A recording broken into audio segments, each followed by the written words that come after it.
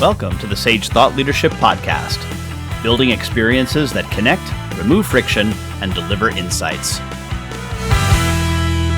Well, hi everyone, and welcome to our podcast. I'm Ed Kless, and with me today is Mark A. Mears. Mark is the #1 best-selling author, a keynote speaker, consultant, and visionary business leader. He has a significant track record of building shareholder value. He has driven innovation and profitable growth among world-class, high-profile brands. Today, Mark serves as the Chief Growth Officer for Leaf Growth Ventures, LLC, a consulting firm helping individuals, teams, and organizations find purpose in fulfilling their true growth potential while making a positive, lasting difference in the world. Mark is also a member of the Senior Leader Network within Conscious Capitalism, and has just released a new book, The Purposeful Growth Revolution, 4 Ways to Grow from Leader to Legacy Builder. Welcome to the Sage Thought Leadership Podcast, Mark A. Mears. Thanks, Ed. I really appreciate it. Well, first off, Mark, why do you do what you do? That's a great question. Simon Sinek kind of years ago started this whole, return to purpose with this idea of start with why.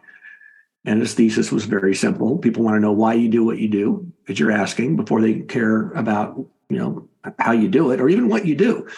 Well, I believe who you serve is even more important than your why. And there are 4 kind of categories of service as I see it: spiritual, relational, personal, and professional. And so kind of my mantra is based on a purpose statement that I wrote not that many years ago that says, I don't want to just make a difference, or I don't want to just make money and retire. I want to make a difference and inspire. And that means making a difference in the lives of others and inspiring them to want to do likewise. So it creates this virtuous cycle of reciprocity, or what I call paying it backward. So that is my goal, as you read, to inspire individuals, teams, and organizations to find purpose in fulfilling their true growth potential, and by doing so, making a positive, lasting difference in the world.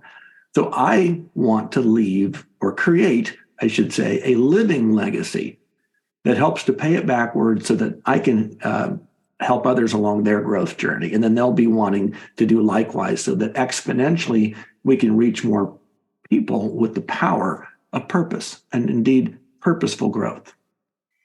Well, that leads, of course, to the question about your book, which is, you used many of those words in the title here, The Purposeful Growth Revolution, 4 Ways to Grow from Leader to Legacy Builder. Tell me a little bit about the book.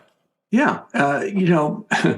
As someone who's been in the C-suite for over 20 years with several big companies and some smaller ones, everybody wants to learn how to be a better leader.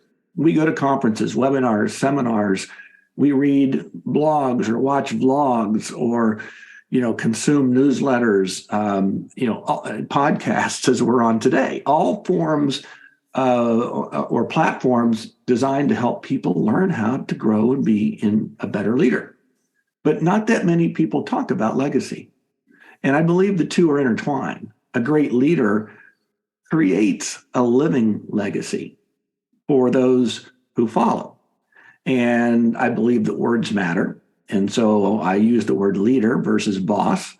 I use the word team member versus employee or worker or associate, or God forbid, FTE, full-time equivalent, because I believe that, and you mentioned my role as a Senior Leader Network member of Conscious Capitalism.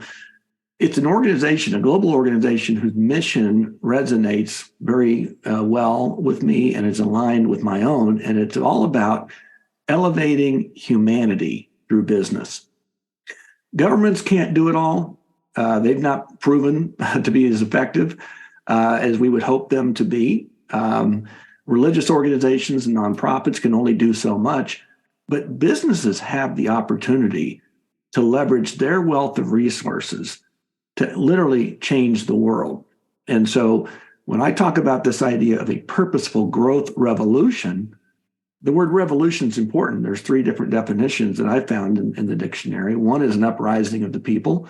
And what we're seeing with this idea of quiet quitting, or we're seeing this whole great resignation, which I call the great repurposing, because I believe COVID gave us a bit of a timeout to really reflect deeply on not only what, but who matters most in our lives.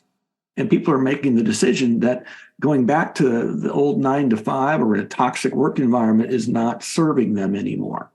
The second definition of revolution is a dramatic change in the status quo. Well, also, COVID changed our status quo, right? We all were not able to go into our offices. We had to connect on Zoom or other digital platforms. And so now we see this hybrid work environment replacing the status quo of always going into an office. Well, now I don't think you're going to put the genie back in the bottle. There's going to be some people that are going to stay remote and some people are going to go in part-time. And there was a test done in the UK recently where I just read that of all these companies that tested a 4-day work week, they didn't lose in productivity. They gained in both productivity and profitability. And all but 2 of the companies decided to keep the test going. And then finally, there's a circular object revolving around another, right? That's the last definition of revolution. And I think we all have to look at ourselves as whole people. And so I wrote this book about examining these, 4 kind of seasons of life is, kind of cultivating your ground for purposeful growth. Why does it matter? Planting your seeds for purposeful self. So being introspective, it's all about you. And then growing you forward for purposeful work. And then finally, scattering your seeds for purposeful life. So if you think about those 4 elements, are all about ways that we can plant our seeds and grow ourselves. But then as we bear fruit, we're able to scatter the seeds for future growth.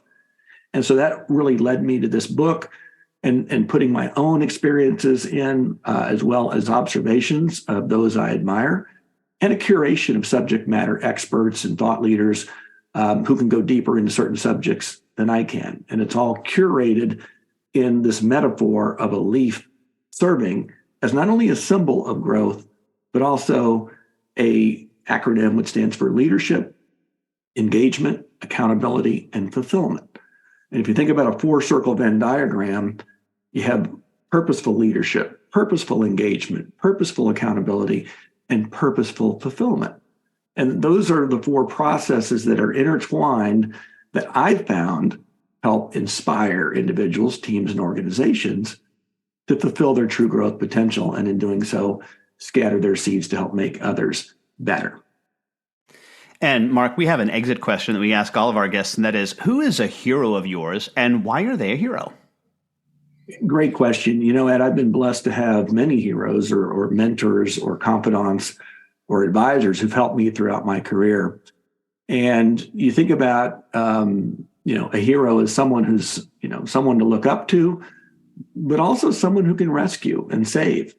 And I think about David Novak, who was my leader at Pizza Hut when I was young in my career, and he was the head of marketing. And I learned so much about leadership from him. And then he went on to become the co-founder and chairman and CEO of Yum Brands after it was divested from PepsiCo, Pizza Hut, KFC, Taco Bell. Well, why he's a hero is that he was on a trip with his wife in Italy with the big PepsiCo kind of leadership summit. I was in Chicago flying back to Wichita, where Pizza Hut was located at the time. And he was on my flight coming back. Well, they'd been traveling, all day, as you can imagine, and probably the night before coming from Italy. And I was coming back from some focus groups. It was late at night, his last flight back, and he had to go to work in the morning, as did I. And so I was early in the, higher level seats, I guess, the only one with a light on, and he and his wife were in the back. And I remember getting a tap on the shoulder, and he said, "Hey, can I sit down?" And I said, "Sure." And he just took out a pencil and paper and just started writing. And he said, "Hey, here are 3 things that I think you do really well. And I just want to say, keep doing them. You're exemplary in these areas. Here's 3 areas that I think you can maybe work on to become a better, more effective leader." So here is someone who's been flying all day and all night, was with their wife, knew he had to get up in the morning, but took that opportunity to invest himself in me and coach me in that moment. He could have waited for the next day or the next week, but he used that opportunity while we were both alone. And I'll never forget what he said. I wish I still had that piece of paper. But that then helped make me a better leader in how I treated people. And that's what I mean by creating a living legacy. Don't wait till you're dead and buried to bequeath something. How do you treat people every single day to invest in them so that you can see that your seeds were not only planted, but then additional blooms and additional plants can emanate. And that, to me, is what a hero means. And lastly, Mark, how can somebody contact you? Ed, I have a website. It's Mears, MEARS.com. There you can learn about what I'm doing with my book and speaking and consulting, and soon to be a pretty cool e-learning platform. Or I welcome you to hit me up on LinkedIn, and we can connect, and I would love to get acquainted with you. All right. Mark Mears, author of The Purposeful Growth Revolution, 4 Ways to Grow from Leader to Legacy Builder. Thanks so much for being a guest on the Sage Thought Leadership Podcast. My pleasure, Ed. Thanks so much. Review and subscribe by searching your podcast player of choice for Sage Thought Leadership Podcast.